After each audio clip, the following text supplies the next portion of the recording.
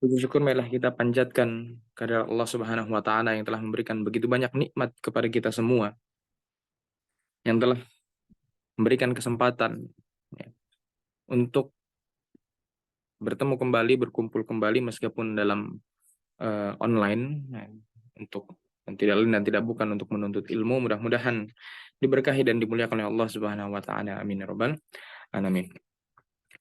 Teman-teman sekalian, di pertemuan kita kali ini kita akan membahas satu keluarga yang disebutkan oleh Allah Subhanahu wa taala dalam Al-Qur'an, bahkan satu-satunya keluarga yang Allah jadikan nama surat. Kita tahu dalam Al-Qur'an ada nama surat dari nama-nama individu. Karena para nabi ya disebutkan ada beberapa surat diambil dari nama-nama nabi. Nah, nabi atau rasul ya, surat Muhammad, surat Yusuf, surat Yunus, surat Hud dan seterusnya. Kemudian ada juga nama-nama surat dari suatu kaum. Contoh misalkan surat Quraisy, surat Ar-Rum, surat Romawi. Namun Allah Subhanahu wa taala hanya menjadikan nama keluarga ya, itu hanya satu surat saja, yaitu surat Ali Imran. Ya, bukan Al Imran tapi Ali Imran. Ali itu artinya keluarga. Ini menunjukkan begitu istimewanya keluarga tersebut. Ya. Mengapa keluarga tersebut bisa sampai dijadikan surat dalam Al-Quran Allah Subhanahu wa taala? Nanti kita akan pelajari, kita akan mengetahuinya lebih lanjut insya Allah. Kemudian Rasulullah SAW pernah bersabda, ya, kamu minar rijali katsirun, orang yang sempurna dari kalangan laki-laki, ya, sempurna dari segi keimanannya, kemudian ketaatannya kepada Allah Subhanahu wa taala. Itu dari kalangan laki-laki itu banyak. Karena kita tahu bahwa para nabi dan rasul semuanya laki-laki. Makanya banyak laki-laki yang istimewa, yang sempurna ketaatannya kepada Allah Subhanahu wa taala. Akan tetapi perempuan, kalau dari para wanita, ya dari kaum wanita itu ada 4 saja, ya. Ini wanita-wanita terbaik di dunia dan di surga nanti. Disebutkan oleh Rasulullah SAW. Siapa saja? Yang pertama disebutkan adalah Maryam binti Imran. Itu nanti yang akan kita bahas nanti. Ibundanya Nabi Isa alaihissalam. Ya. Kemudian yang kedua ada Khadijah binti Khuwailid. Ya, istrinya Rasulullah SAW. Kemudian ada Fatimah binti Rasulullah SAW, anaknya Rasulullah, dan yang terakhir, nah ini yang menarik, ya, yaitu Asiyah binti Muzahim. Asiyah binti Muzahim ini tidak lain dan tidak bukan adalah istri dari Raja Fir'aun yang hidup di masanya Nabi Musa alaihissalam. Ya, Fir'aun ya, kita tahu bahwa Fir'aun ini manusia yang dosanya itu langka sekali. Ya, manusia bejat di zaman itu. Puncaknya kezaliman ketika. Tapi istrinya solehah luar biasa, bahkan menjadi wanita terbaik di dunia dan di surga. Ya, ini menarik. Baik, yang pertama tadi disebutkan adalah kata Rasulullah SAW, Maryam binti Imran. Ya, seorang wanita solehah yang betul-betul dekat dengan Allah Subhanahu wa taala. Baik, ini saya mengambil rujukan dari sebuah kitab sejarah, judulnya Isa bin Maryam, karangannya salah satu pakar sejarah Islam, yaitu Profesor Dr. Ali Muhammad As-Salabi. Ya, teman-teman kalau ingin belajar lebih lanjut bisa membaca di buku ini, salah satu rujukan yang bagus ya insya Allah. Ya, dan beliau juga membuat banyak karangan-karangan tentang sejarah yang lain. Baik, di dalam Al-Quran ya Allah Subhanahu wa taala menyebutkan ada Ali Imran, ya. Dalam beberapa kali disebut dalam Al-Qur'an ada keluarga Imran. Tapi sebetulnya ya, yang dimaksud keluarga Ali Imran itu ada 2 di dalam Al-Qur'an. Ada 2 keluarga Ali Imran, ya, dua-duanya keluarga yang soleh. Dua-duanya keluarga yang yang taat kepada Allah Subhanahu wa taala. Yang pertama tadi sudah kita sebutkan, Ali Imran adalah ayahnya dari Bunda Maryam, ya, ibundanya Nabi Isa alaihissalam, keluarga Imran, ya. Jadi Imran ini menikah dengan seorang wanita. Dalam Al-Quran tidak disebutkan, tapi beberapa riwayat menyebutkan namanya Hanna. Kemudian memiliki anak, ya, ada Siti Maryam, ya, ibundanya Nabi Isa. Kemudian punya saudara juga laki-laki namanya Harun, dan satu lagi punya saudara perempuan yang nantinya menikah dengan Nabi Zakaria. Jadi disebutkan punya anak tiga, ya. Eh, Keluarga ini berarti terdiri dari lima, ya. Nah, Imran, kemudian istrinya Hanna, kemudian anaknya tiga tadi. Nah, Siti Maryam, Harun, dan anak perempuan satu lagi. Atau istrinya Nabi Zakaria. Ini keluarga yang pertama yang disebutkan dalam Al-Quran. Kemudian ada keluarga satu lagi, namanya juga keluarga Imran. Ya, bahkan mirip sekali gitu, identik sekali dengan keluarganya Imran, kakeknya Nabi Isa ini. Yaitu Imran keluarganya atau Imran ayahnya Nabi Musa alaihissalam. Ya, Nabi Musa juga ayahnya bernama Imran. Ya, ini ada agak mirip-mirip. Nabi Musa punya ayah bernama Imran, ya. Kemudian Imran ini menikah ibundanya dengan ibundanya Nabi Musa, namanya Yukabat. Dalam Al-Quran memang tidak disebutkan. Tapi beberapa riwayat menyebutkan namanya Yukabat. Punya anak perempuan pertama, namanya Maryam. Ya. Di beberapa riwayat menyebutkan Miriam, bukan Maryam, Miriam. Kemudian punya anak laki-laki Harun dan Musa. Ya. Jadi agak mirip-mirip memang. Ya. Ini lima anggota keluarga, ya. Imran yang pertama lima anggota keluarga, Imran yang kedua juga lima anggota keluarga. Pertama Imran punya anak tadi Siti Maryam, Harun, dan saudaranya perempuan yang satu lagi. Ya, yang ini Imran ini punya anak Nabi Musa, Nabi Harun, dan Miriam juga, gitu. Ya, jadi ada kemiripan. Ya, akan tapi di sini yang dimaksudkan di dalam surat Ali Imran adalah Imrannya ayahnya dari Siti Maryam, ya, atau Bunda Maryam, ibundanya Nabi Isa alaihissalam. Ya, kalau yang dimaksud dengan keluarganya Nabi Musa, ya, itu adalah beberapa ayat dalam Al-Quran, ya. Salah satunya adalah di sini disebutkan Innallaha astafa Adam wa Nuh wa ada Ibrahim wa ala Imran 'alal alamin. Ya, sungguhnya Allah telah memilih Adam, Nuh, keluarga Ibrahim, dan keluarga Imran melebihi segala umat. Ya, sebutkan bahwa Imran di sini adalah Imrannya keluarganya Nabi Musa alaihissalam. Ya, menurut beberapa ahli tafsir, maksudnya karena Imran ini punya anak kedua Nabi, yaitu Nabi Musa dan Nabi Harun. Yang akan kita bahas yang kedua adalah Maryam, Siti Maryam dan keluarga Imran, ayahnya Siti Maryam ini.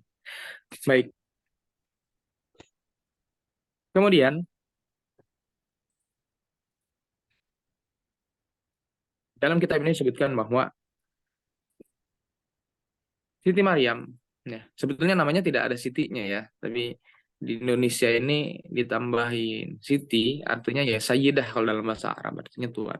Ya, tidak ada Sitinya sebetulnya. Ya, Maryam namanya, Maryam binti Imran. Ya. Allah Subhanahu wa taala berfirman dalam surat Ali Imran, ya, ingatlah ketika istri Imran berkata, "Ya Tuhanku, sungguhnya aku bernazar kepadamu, apa yang ada dalam kandunganku kelak menjadi hamba yang mengabdi kepadamu." Jadi, ibunya Siti Maryam, ya, istrinya dari Imran yang bernama Hana tadi, ya, ketika mengandung, dia sudah bernazar, ya, untuk mengabdikan anaknya nanti, ya, di rumah Allah, itu di Baitul Maqdis, ya, menjadi pengurus, menjadi ahli ibadah di sana. Itu sudah dinazarkan dalam ketika itu masih dalam kandungan. Tapi dia tidak tahu, ya, namanya manusia kan, tidak tahu yang lahir nanti ternyata perempuan. Ya, ia berharap laki-laki, awalnya seperti itu. Karena untuk menjadi orang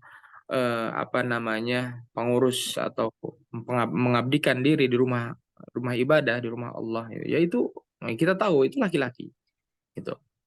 Ya, ia bernazar kepada Allah Subhanahu wa taala. Ya. Kemudian ketika lahir, ternyata yang lahir seorang wanita, ya, anak perempuan, putri, seorang putri, ya. Kemudian istrinya Imran ini atau ibundanya eh, Siti Maryam, ya, sedikit apa namanya, mengadukan itu kepada Allah Subhanahu wa taala, ya.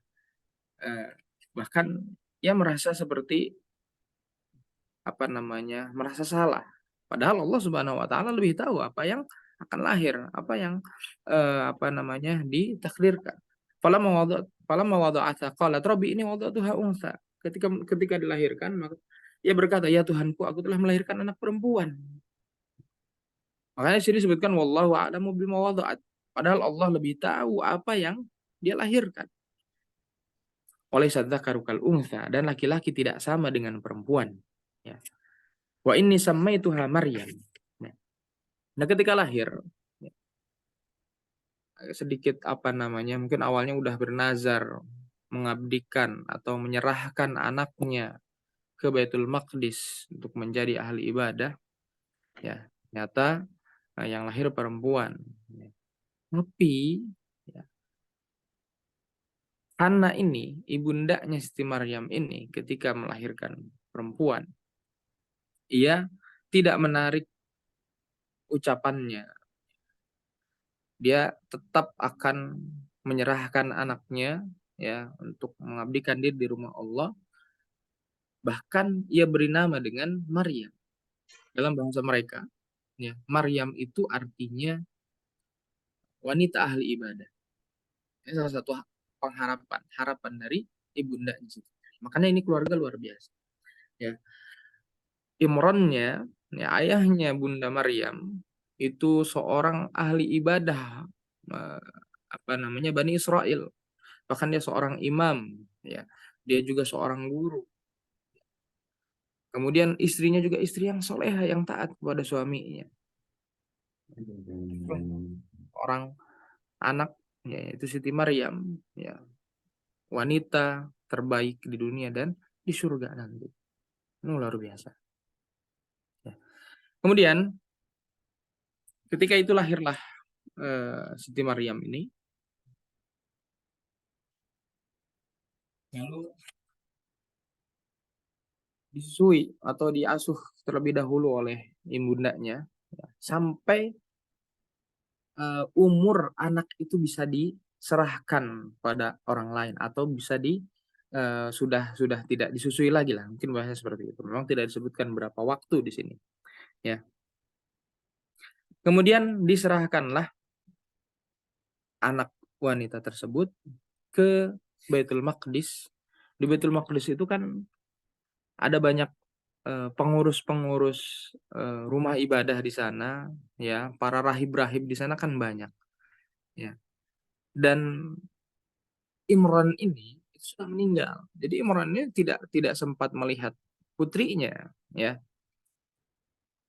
Ketika diserahkan ke Baitul Maqdis, ya, itu banyak rahib-rahib di sana mengetahui ini adalah anaknya dari Imran, sedangkan Imran itu adalah guru mereka, imam mereka, ya, ahli ibadah mereka. Banyak yang berharap ingin mengasuhnya, ingin memilikinya, karena nanti rebutan di Baitul Maqdis itu. Para rahib-rahib ini rebutan untuk mendapatkan kemuliaan mengasuh Siti Maryam ini, ya. Makanya nanti, ya, ada ayat yang menyebutkan tentang bagaimana mereka itu memilih atau rebutan, ya, untuk siapa yang berhak mengasuh Siti Maryam, ya. Di dalam surat Ali Imran juga, ya, dari kami ambil ghaibi nuhi ilaik. Allah Subhanahu wa taala berfirman, "Wa ma kunta ladaihim idh yulquna aqlamahum ayyuhum yakfulu Maryam wa ma kunta ladaihim idh yahtasimun." Padahal engkau tidak bersama mereka ketika mereka melemparkan pena. Mereka mengundi siapa di antara mereka yang akan memelihara Maryam. dan kau pun tidak bersama mereka ketika mereka bertengkar. Ini maksudnya untuk Rasulullah SAW ya mengabarkan bahwa dulu itu ketika Siti Maryam kecil diserahkan ke Baitul Maqdis, para rahib-rahib di Baitul Maqdis ini rebutan ya sampai akhirnya ya mereka mengundi siapa yang akan memelihara Siti Maryam. Dan betul-betul rebutan, bahkan terjadi perselisihan, pertengkaran di antara mereka. Tidak ada kesepakatan sama sekali. Sebetulnya ya mereka bisa harusnya ya mereka menyerahkan persoalan ini kepada nabi mereka. Ya, nabinya itu ketika itu Nabi Zakaria. Ya. Jadi Nabi Zakaria itu menikah dengan apa namanya anaknya Imran. Berarti menikah dengan saudaranya Maryam. Jadi pamannya ya. Tapi ya karena mereka betul-betul apa namanya berebut ingin mendapatkan kemuliaan mengasuh Siti Maryam, ya, akhirnya mereka mengundi, tidak ada kesepakatan sama sekali. Ya, akhirnya diundi lah siapa di antara mereka yang akan memelihara Siti Maryam. Nah, di sini disebutkan menggunakan pena. Ya, dalam Al-Quran disebutkan idyulkuna aqlamahum. Ya, mereka melemparkan pena mereka untuk mengundi. Disebutkan bahwa pengundiannya itu penanya itu pena mereka termasuk penanya Nabi Zakaria ya, ya sebagai pamannya ya, itu dilemparkan juga ke sungai ya, dilemparkan ke sungai. Kemudian eh, kalau di dalam riwayatnya Ibnu Jarir mengatakan bahwa pena milik Nabi Zakaria ini mengapung, menang ya, maksudnya berada di permukaan air. Yang lainnya entah itu tenggelam, entah itu hanyut, intinya penanya Nabi Zakaria ini berbeda, kemudian mengapung di atas permukaan air. Makanya Nabi Zakaria inilah yang dipilih untuk mengasuh Siti Maryam. Ya. Di sisi lain Nabi Zakaria ini termasuk keluarganya, ya, salah satu dari keluarganya. Ya. Dari situlah akhirnya Siti Maryam yang si kecil ini diserahkan kepada Nabi Zakaria, diasuh oleh Nabi Zakaria dan istrinya. Ya, seperti itu. Kemudian Nabi Zakaria mengasuh, memelihara Siti Maryam ya dengan begitu luar biasa ya. Makanya nanti tumbuhlah sosok Siti Maryam yang kita tahu jadi wanita terbaik di dunia dan di surga nanti. Ya. Kullama dakhala 'alaiha Zakaria al-mihrab wajada indaha rizqan. Nah, ini salah satu kemuliaan bagi Siti Maryam ya. Di dalam Al-Qur'an Allah Subhanahu wa taala berfirman, setiap kali Nabi Zakaria masuk menemuinya di mihrab, kamar khusus ibadah, ya, dia mendapati makanan di sisinya. Jadi dari kecil memang Siti Maryam itu betul-betul dijaga oleh Nabi Zakaria ya, oleh istrinya. Makanya nanti tumbuhlah Siti Maryam ini betul-betul tidak mengenal yang namanya kemaksiatan ya. Bahkan disebutkan bahwa bagaimana seseorang yang tumbuh di lingkungan yang begitu soleh ini ya, dia akan apa namanya, dia akan melakukan kemaksiatan. Karena kalau kita lihat Siti Maryam ini ayahnya soleh, ya, ibundanya solehah, kemudian diasuh di Baitul Maqdis, dikelilingi oleh para orang-orang soleh di sana, ya banyak rahib-rahib di sana, ya para pemuka-pemuka agama. Kemudian ia tinggal bersama Nabi Zakaria dan istrinya yang solehah. Jadi betul-betul lingkungannya, ya lingkungan siapa Siti Maryam ini betul-betul baik sekali. Ya, karena sebutkan di situ bagaimana dia bisa melakukan kemaksiatan sedangkan di sekelilingnya ya, adalah orang-orang soleh semua. Ya, makanya kita ini memang harus banyak-banyak memori ketaatan kepada Allah. Ya, maksudnya apa? orang yang belum melakukan kemaksiatan tertentu, misalkan ketika dia akan melakukan kemaksiatan itu, ya dia belum tahu caranya, belum berpengalaman, tidak ada memori itu. Tapi orang yang pernah melakukan kemaksiatan dulunya, ya, dia sudah tahu caranya, sudah merasakan enaknya mungkin, ya. Makanya orang-orang yang hijrah, orang-orang yang apa namanya, dari buruk hijrah ke yang baik, salah satu godaannya adalah namanya al-hanin ilal jahiliyah, yaitu rindu masa jahiliyah. Ya. Jadi ya nginget-nginget lagi waktu dulu melakukan ini dan itu. Ya. Sedangkan Siti Maryam ini betul-betul dijaga oleh Allah Subhanahu wa taala dari kecil sampai dewasa, tidak tahu maksiat ini maksiat itu. Ya, belum pernah tahu, belum pernah melakukan itu. Karena memang betul-betul dijaga oleh Allah Subhanahu wa taala. Sama halnya seperti Rasulullah SAW. Rasulullah itu ya, dari kecil ya, sebelum menjadi nabi itu dijaga oleh Allah Subhanahu wa taala dari kemungkaran-kemungkaran, dari kejahiliahan-kejahiliahan. Ya, makanya tidak ada memori kemaksiatan itu, tidak ada memori kejahiliahan ya ketika menjadi nabi. Seperti itu. Baik, Siti Maryam tumbuh menjadi wanita yang luar biasa, solehah, ya, bahkan mendapatkan keajaiban. Kalau keajaiban-keajaiban itu bukan untuk nabi, maka namanya karomah. Ya. Kalau para nabi ini mendapatkan mukjizat namanya. Mukjizat, hal-hal ajaib yang Allah berikan pada para nabi, namanya mukjizat. Kalau bukan pada nabi, maka itu namanya karomah. Ya. Ya, salah satunya adalah tadi sudah kita sebutkan ayatnya bahwa setiap kali Nabi Zakaria ini masuk menemui Siti Maryam di mihrabnya, kamar khusus ibadah, punya kamar khusus ibadah, ia mendapati makanan di sisinya. Ya. Ia berkata, "Qala ya Maryam, anna laki hada?" Wahai Maryam. Ya. Ini engkau peroleh dari mana makanan-makanan ini? Qalat wa min indillah. Kata Maryam menjawab, itu datang dari Allah Subhanahu wa taala. Innallaha yarzuqu man yasha'u bighairi hisab. Sesungguhnya Allah memberi rezeki kepada siapa yang Dia kehendaki tanpa perhitungan.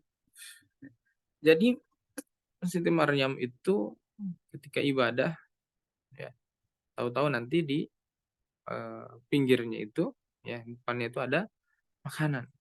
Setiap kali, di sini disebutkan setiap kali, berarti bukan sekali dua kali, sering kali. Ya, setiap kali Nabi Zakaria ini masuk ke mihrabnya, melihat ada makanan di situ. Ya, langsung diberikan oleh Allah Subhanahu wa taala, ini sebuah karomah. Ya. Allah memuliakan Maryam dengan sempurna dengan memberinya rezeki secara istimewa. Ya, ketika ia beribadah dan beriktikaf di mihrabnya. Ya, bahkan seorang nabi sekalipun itu kaget melihat apa yang didapati oleh Siti Maryam ini. Ya. Kemudian di sini disebutkan, memang di sini disebutkan rizqa, ya itu nakirah, ya. Jadi mubham, makanannya itu apa gitu loh. Tapi kita tidak perlu mencari-cari berbentuk inilah, berbentuk itu, ya karena memang tidak ada yang menyebutkannya, ya tidak ada riwayatnya. Intinya adalah kita cukup mengetahui bahwa Siti Maryam adalah wanita yang diberkahi oleh Allah Subhanahu wa taala, banyak kebaikan yang ada di sekitarnya, ya, dan berbagai macam rezeki melimpah untuk beliau, ya. Sampai-sampai orang yang merawatnya, bahkan seorang nabi yang merawatnya itu, yaitu Nabi Zakaria, merasa terheran-heran terhadap rezeki melimpah ruah yang diberikan kepada Siti Maryam itu, ya. Kemudian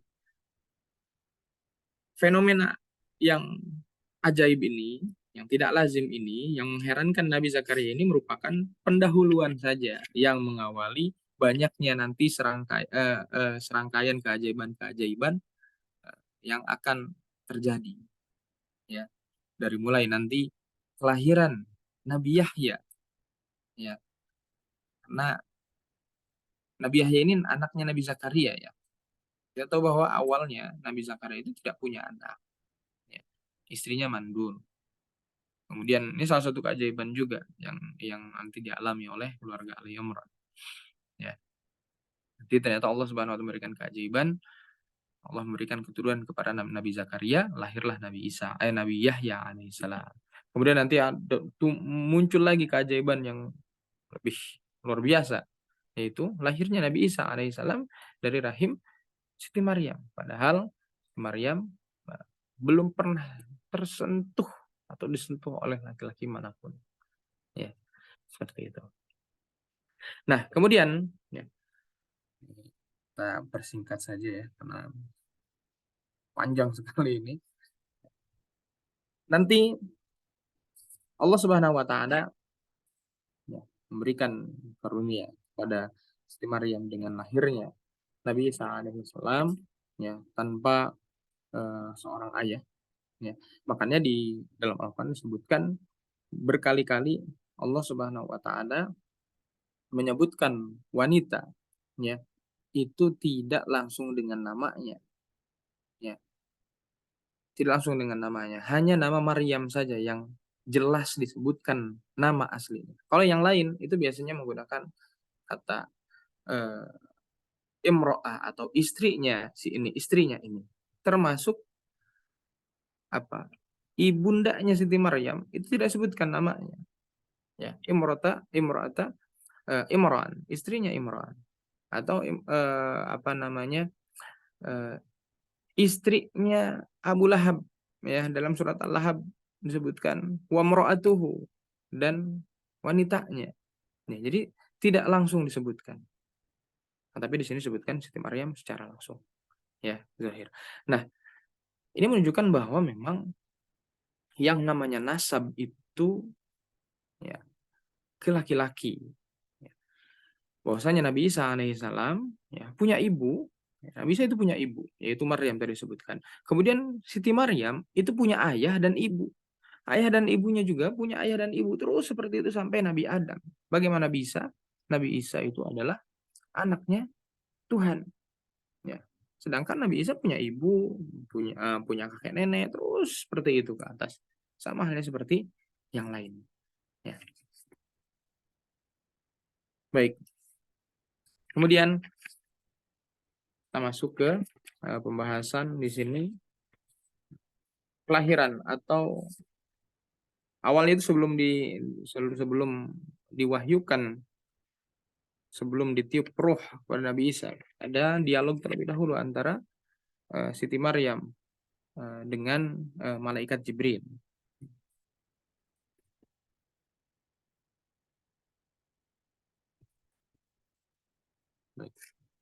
Di dalam surat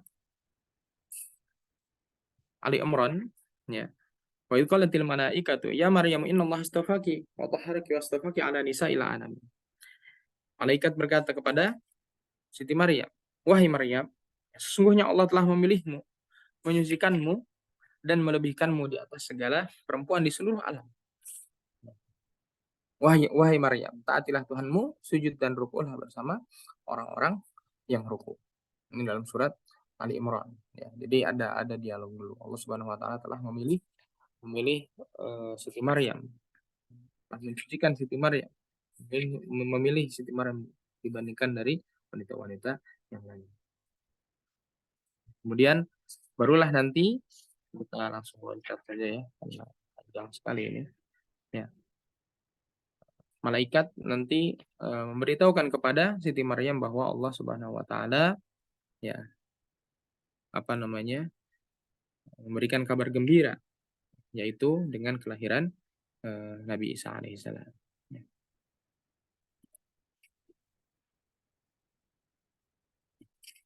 Nah, di sini disebutkan bahwa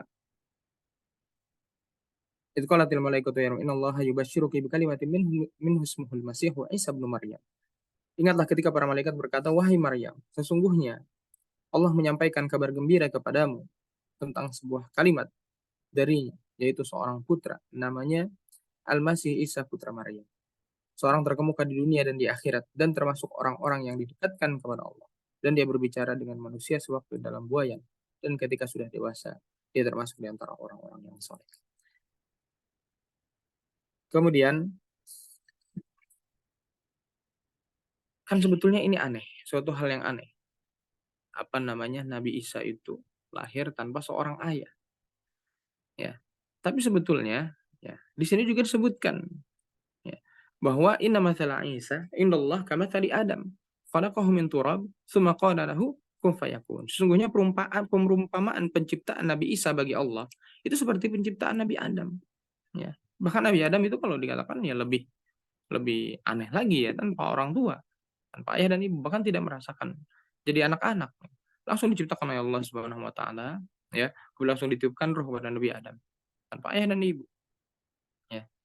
Jadi bagi orang-orang yang apa namanya, melebihkan Nabi Isa, menganggap Nabi Isa sebagai Tuhan hanya karena alasan Nabi Isa itu tidak memiliki ayah, ya harusnya Nabi Adam itu lebih lebih istimewa, ya karena Nabi Adam tidak memiliki ayah dan ibu. Ya. Kemudian nanti kita tahu Siti Hawa, ya istrinya Nabi Adam itu dilahirkan atau diciptakan dari seorang laki-laki saja tanpa seorang perempuan. Ya intinya adalah orang-orang yang menganggap Nabi Isa ini Tuhan, ya mereka ghulu fis shalihin, ya mereka berlebihan mengagungkan Nabi, mengagungkan orang-orang soleh, sebagaimana yang terjadi di zaman Nabi Nuh alaihi salam, ya kesyirikan pertama di dunia, ya awalnya adalah ghulu fis shalihin, terlalu berlebihan memuja-muja orang soleh, ya ini hati kita juga, ya jangan sampai berlebihan. Semua yang ghulu itu memang tidak baik, ya. Nah, kalau kita langsung melihat kisahnya Nabi Isa alaihissalam, ya Nabi Isa nanti tumbuh dewasa, kemudian diangkat menjadi Rasul, ya kita tahu bahwa Nabi Isa alaihissalam ini diutus oleh Allah Subhanahu Wa Taala eh, untuk Bani Israel, ya kalangan Bani Israel. Makanya kalau kita lihat teman-teman sekalian, nabi-nabi yang diutus oleh Allah Subhanahu Wa Taala untuk Bani Israel itu orang nabi-nabi yang luar biasa, ya yang hebat-hebat lah biasanya. Nabi Musa, Nabi Sulaiman, Nabi Daud, ya, termasuk Nabi Isa alaihissalam. Karena memang ini bangsa yang ngeyel, ya, sulit diatur. Ya. Bahkan nanti pembunuhan atau percobaan pembunuhan terhadap Nabi Isa itu pun salah satu penyebabnya adalah ya bangsanya sendiri, yaitu Bani Israel. Ya, memang yang membunuh, ya, atau yang mencoba membunuh Nabi Isa, yang mengejar Nabi Isa itu dari bangsa Romawi, ya. Tapi tetap bangsa Romawi ini dihasut, nah, oleh Bani Israel, oleh kaumnya sendiri. Ya, sampai akhirnya Allah Subhanahu wa taala menyelamatkan Nabi Isa, ya Nabi Isa diangkat oleh Allah Subhanahu wa taala ke langit, ya dan nanti akan diturunkan kembali sebelum hari kiamat. Ya, tugasnya dua, yaitu membunuh Dajjal dan meluruskan orang-orang Nasrani yang menyembah dirinya. Diluruskan. Ya. Nanti disebutkan bahwa sebagian orang-orang Nasrani itu akan masuk Islam dan sebagian lagi malah menjadi pengikutnya Dajjal atau menjadi pengikutnya orang-orang Yahudi. Ya, seperti itu. Nah, kalau kita lihat kok bisa Nabi Isa ini disembah bahkan lahir agama yang begitu besar sekarang itu agama Nasrani. Ya, memang kalau kita lihat dalam kitab eh, apa namanya Mi'a'uzama Ghayyaru Mujrad Tarikh karangannya Syekh Jihad Turbani, ada satu penggalan kisah yang membahas tentang zaman antara Nabi Isa dan Nabi Muhammad SAW. Ya, jarak antara Nabi Isa ke Nabi Muhammad itu lumayan lama, sekitar hampir 600 tahun. Hampir 600 tahun itu tidak ada Nabi. Makanya disebutkan zaman kekosongan itu, zaman kegelapan, ya, antara Nabi Isa ke Nabi Muhammad SAW. Nabi Isa itu ya tahun 1 Masehi, Rasulullah SAW lahir tahun 571 Masehi. Dan itu baru lahir kan, belum menjadi nabi. Jadi sekitar 600 tahun jarak antara Nabi Isa ketika diangkat oleh Allah Subhanahu wa taala ke langit dengan diutusnya Rasulullah SAW. Ya. Ketika Nabi Isa diangkat oleh Allah Subhanahu wa taala ke langit, ya, orang-orang ketika itu Hawariyun, para pengikut-pengikut setianya Nabi Isa alaihissalam, ya masih terus membawa bendera tauhid, membawa cahaya tauhid, ya membawa agama-agama yang benar, mengajarkan orang-orang untuk menyembah kepada Allah Subhanahu wa taala, sampai akhirnya muncullah ada sekte-sekte sesat, ya sekte-sekte yang beranggapan bahwa Nabi Isa ini tidak hanya seorang nabi, tapi Nabi Isa adalah anak buah. Awalnya itu sekte-sekte kecil ya, yang kemudian nanti terus membesar ya di tahun 300-an ya, dengan 300-an Masehi. Berarti sudah lama itu dari diangkatnya Nabi Isa alaihissalam ke langit ya. Itu sekitar 300 tahun kemudian barulah nanti agama Nasrani ini diresmikan ya menjadi agama bangsa Romawi ya tahun 325 Masehi di zamannya Raja Konstantin ya, yang membuat kota Konstantinopel itu. Ya, Raja Konstantin the Great ini di zaman Raja Konstantin the Great ini agama Nasrani diresmikan menjadi agama resmi. Ya, mereka menyembah Nabi Isa. Lambangnya itu salib. Ya, dan dulu ini perlu diketahui bahwa apa namanya? Orang-orang belum tahu bahwa Nabi Isa itu diangkat oleh Allah ke langit. Ya, banyak yang mengira bahwa Nabi Isa itu memang disalib. Ada lambangnya salib. Ya, seperti itu. Ya. Tahun 300-an itulah nanti agama Nasrani diresmikan ya. Kemudian muncullah apa namanya? Katolik ya, Ortodok dan seterusnya. Ya. Baik, mungkin itu saja dulu yang dapat saya sampaikan. Ini mohon maaf tadi agak telat ya karena Zoom-nya tidak berfungsi tadi. Kalau ada pertanyaan silahkan ditanyakan. Waktunya juga kita agak terlambat. Kalau tidak ada, ya nanti saya serahkan dulu kepada Ustadz Avicenna. Ya, silakan Ustadz Avicenna. Mungkin itu dulu yang dapat saya sampaikan. Baik, Alhamdulillah, jazakallah khair Ustadz Ja'far atas penyampaiannya. Baik, ada yang bertanya Ustadz. Hmm, Salah satunya, bagaimana sikap kita terhadap teman kafir yang dia muamalahnya baik dan selalu dekat dengan teman-teman Muslim, jika ingin mendakwahi khawatir dia tersinggung karena dia pun tidak menyinggung masalah akidah. Jazakallah khair Ustadz. Bagaimana Ustadz tanggapannya? baik. Kita ini hidup di Indonesia yang memang mayoritas Muslim ya, 80% Muslim, bahkan Muslim terbanyak. Dan meskipun kita mayoritas Muslim, tapi kita juga hidup berdampingan dengan orang-orang yang non-Muslim, akan banyak mungkin di sebagian tempat yang sudah biasa ya, berdampingan dengan orang-orang yang non-Muslim. Yang pertama adalah memang apa namanya, ketika ada teman yang non-Muslim, ya kita hidup ya seperti biasa. Ya, muamalah dengan mereka selama itu tidak melanggar syariat, selama itu tidak menyentuh ranah apa namanya keyakinan, ya kita tidak ngikut-ngikut mereka ya, ketika acara ini dan itu, ya maka ya berbuat baik, ya tidak masalah. Ya. Kemudian dalam agama Islam ya, itu tidak ada yang namanya paksaan dalam agama. Kalau ingin mencoba untuk memberitahukan, beritahu ya sedikit demi sedikit ya nggak masalah. Ya, apa namanya maksudnya mungkin bahasanya yang lebih tahu bagus atau baik atau tidaknya ya mungkin beliau sendiri ya temannya seperti apa temannya itu kalau tersinggung kalau kita ngomong seperti apa itu kan yang bisa tahu ya teman dia sendiri gitu karena kadang sebagian tempat bagian daerah itu kan berbeda-beda ya. Eh, bagian orang itu kan beda-beda.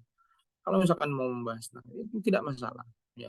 Apalagi kalau misalkan bisa sampai masuk Islam, ya.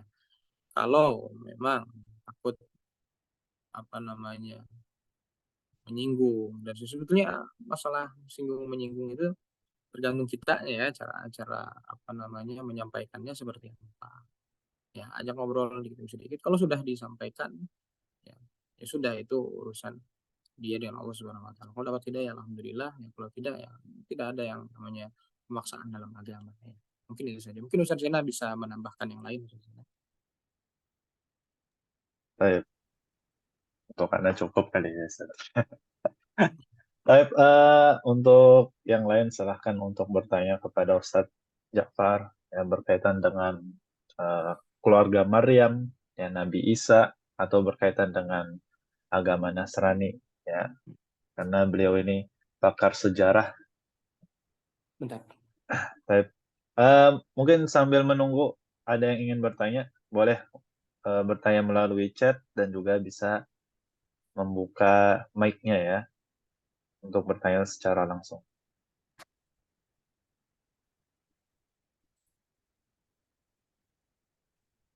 Baik, silakan ada yang ingin bertanya, silakan open mic-nya, nggak masalah untuk bapak-bapak dan juga ibu-ibu bisa sampaikan pertanyaan, tidak perlu buka apa videonya ya.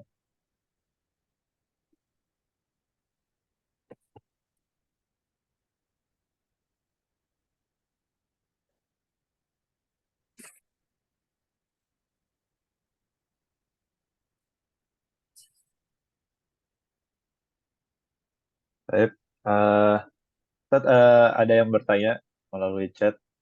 Hmm. Pertanyaannya, Ustaz, bagaimana agama Nasrani ini, yang mana sekarang ini, ya agama Kristen, bisa berubah yang dulunya Hmm. beragama Tauhid menjadi agama yang menyembah Yesus atau menyembah Nabi Isa. Mungkin bisa dijelaskan secara singkat, Ustaz? Oh, boleh. Baik. Jadi tadi saya sebutkan ya bahwa awalnya itu ya tidak ada yang menyembah Nabi Isa, itu tidak ada. Awalnya itu ya, Nabi Isa adalah nabi. Pengikut-pengikutnya Nabi Isa ini, kaum Hawariyun, pengikut setianya, ini agamanya mereka tauhid.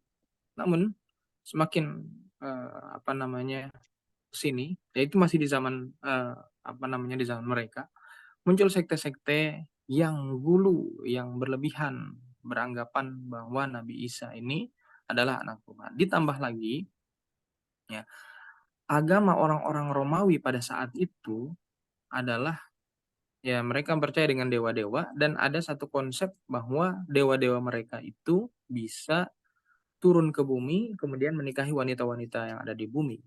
Itu. Kemudian lahirlah manusia setengah dewa itu.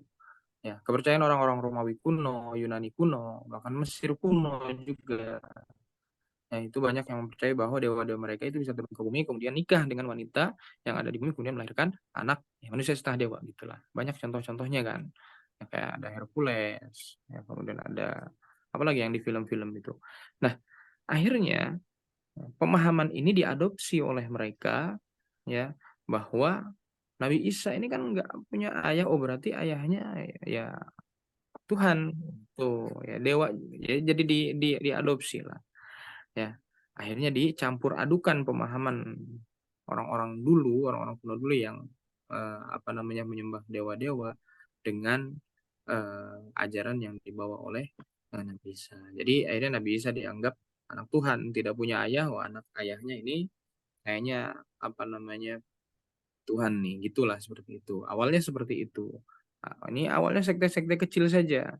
Ya sampai akhirnya ya tahun 325 Masehi itu Raja Konstantin the Great ya melihat apa namanya ada potensi besar ya di agama tersebut ya apalagi agama yang si sekte-sekte penyembah Nabi Isa ini mirip-mirip dengan keyakinan orang Romawi kuno gitu ya makanya diadopsi juga akhirnya diangkat oleh oleh Raja Konstantin menjadikan agama resmi agama Nasrani ya agama menyembah Nabi Isa ya karena mirip-mirip dulunya juga kan mereka percaya ada Hercules manusia ya ibunya manusia ayahnya dewa ya mereka percaya ada Percy Jackson itu ya ibunya manusia ayahnya dewa laut dan seterusnya ya, ya Nabi Isa juga ada kemiripan ya mereka mereka mengadopsi itu cocok logi itu ya itulah bahayanya kalau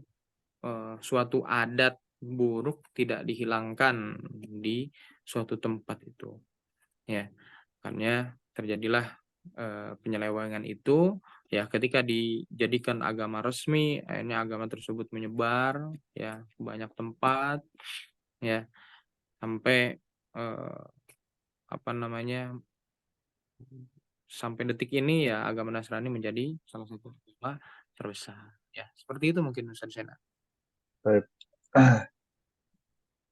Tapi Ustaz ada yang bertanya juga nih, satu lagi mungkin ya. Eh, Assalamualaikum Ustaz. Tadi antum sempat menyinggung dengan anaknya Nabi Zakaria, yaitu adalah Nabi Yahya. Yang mana Nabi Yahya ini ternyata satu zaman dengan Nabi Isa. Apakah Nabi Yahya ketika Nabi Isa itu diserang juga sempat ingin dibunuh oleh orang-orang Yahudi? Saya bisa silakan. Baik, memang kisah Nabi Yahya ini berbeda dengan kisah Nabi Isa ya. Tapi sebenarnya Nabi Yahya juga nanti meninggalnya terbunuh juga gitu. Tidak juga ya, karena Nabi Isa tidak terbunuh gitu. Nanti Nabi Yahya juga dikejar-kejar, yang kemudian Nabi Yahya terbunuh ya, sama seperti Nabi Isa. Sama seperti percobaan pembunuhan terhadap Nabi Isa alaihissalam. Ini kisahnya memang tidak berbarengan dengan Nabi Isa. Seperti itu, Sensen. Memang satu zaman, ya, satu zaman. Dan dua-duanya meninggal dalam keadaan masih muda. Mohon maaf, bukan dua-duanya ya, karena Nabi Isa tidak meninggal. Masih muda, umur 30 tahunan. Yang menyebutkan umur 33 tahun. Ya, Nabi Yahya pun sama, seorang ahli ibadah.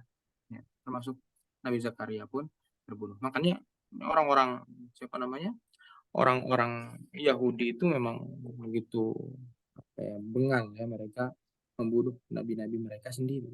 Ya, seperti itu mungkin. Baik,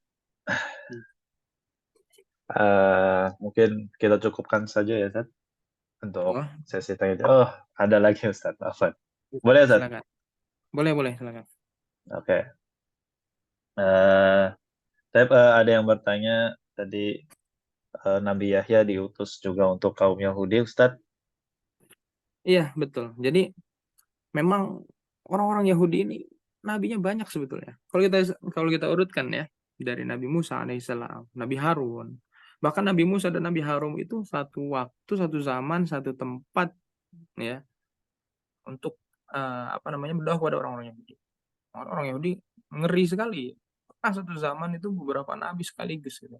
Nabi Musa, Nabi Harun, kemudian Nabi Sulaiman, Nabi Daud, bahkan nabi-nabi yang tidak disebutkan termasuk dari 25 nabi, ada Nabi Samuel, ya, ada Nabi Hezkiel, Nabi Daniel, ini juga diutus untuk orang-orang Yahudi, ya, masuk Nabi Zakaria. Nabi Zakaria itu bahkan disebutkan ahli ibadahnya Bani Israel, ya. Nabi Zakaria, Nabi Yahya, dan Nabi Isa itu hampir semuanya, ya, kalau kita lihat dari Nabi Musa sampai bawah itu diutus untuk orang-orang Yahudi. Ya, kalau kita lihat dari 25 nabi, kecuali Nabi Muhammad SAW itu tidak diutus untuk orang Yahudi tapi untuk seluruh, seperti itu Ustaz. Jadi memang banyak nabi-nabi yang diutus untuk orang. Baik, mungkin ini terakhir ya, Ustaz. Ya.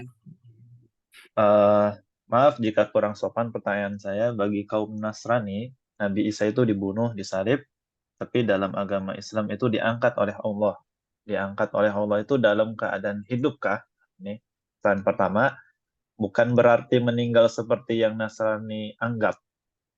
Lalu yang kedua, lalu bagaimana ibu Nabi Isa begitu kuat dalam menghadapi cobaan? Menurut Ustadz, apa aja kelebihan ibu Nabi Isa? Ya, Maryam. Ya. Baik. Yang pertama, itu sudah jelas ya bahwa Nabi Isa itu tidak terbunuh. Yang mereka sangka bahwa Nabi Isa itu sudah meninggal ketika disalib, ya. Bahkan pemahaman ini ya terus apa namanya, dipertahankan. Mereka beranggapan bahwa Nabi Isa memang sudah meninggal. Nanti kita tahunya ketika apa namanya, Allah Subhanahu Wa Taala mewahyukan kepada Rasulullah SAW bahwa Nabi Isa itu tidak meninggal, akan tapi diangkat oleh Allah Subhanahu Wa Taala ke langit dalam keadaan hidup gitu. Jadi belum meninggal. Nabi Isa itu diangkat ke langit dalam keadaan hidup, ya, eh, dan sampai detik ini pun masih hidup. Nanti akan diturunkan kembali oleh Allah Subhanahu Wa Taala sebelum hari kiamat. ya yang akan menjadi apa namanya pembunuh Dajjal gitu. Jadi sekarang masih hidup, disebutkan dengan jasadnya diangkat ke langit, ya bukan hanya ruhnya saja. Dan ini tidak aneh ya, tidak asing karena sebelum Nabi Isa pun ada nabi yang diangkat ke langit dengan jasadnya.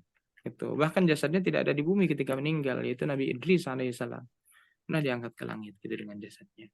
Ya pertama itu, jadi Nabi Isa tidak meninggal, apa namanya masih hidup dengan jasadnya oleh Allah Subhanahu Wa Taala diangkat ke langit. Ya mereka beranggapannya bahwa Nabi Isa sudah meninggal. Kemudian yang kedua, jadi sudah disebutkan bahwa Siti Maryam memang wanita terbaik di dunia dan di akhirat, ya keteguhannya, kesabarannya, keyakinan, bahkan disebutkan keistimewaan atau Siti Maryam pada saat itu melebihi dari banyaknya laki-laki yang hidup pada zaman itu. Ya, memang kalau kita lihat ibundanya Siti Maryam ya, Hana tadi, ya, dia awalnya apa namanya berharap memiliki anak laki-laki. Kenapa? Karena memang kalau kita lihat untuk hal ini yang lebih tepat adalah laki-laki, yaitu mengabdikan diri di masjid, mengabdikan diri di rumah ibadah, di rumah Allah. Ya sampai sekarang pun kita tahu syariatnya Rasulullah SAW, ya yang harus sekolah sholat di masjid ya laki-laki, yang harus menghidupi masjid ya laki-laki, perempuan lebih baiknya di rumah. Gitu. Tapi bukan berarti laki-laki lebih baik dari perempuan secara mutlak karena tidak ada nas yang menyebutkan itu.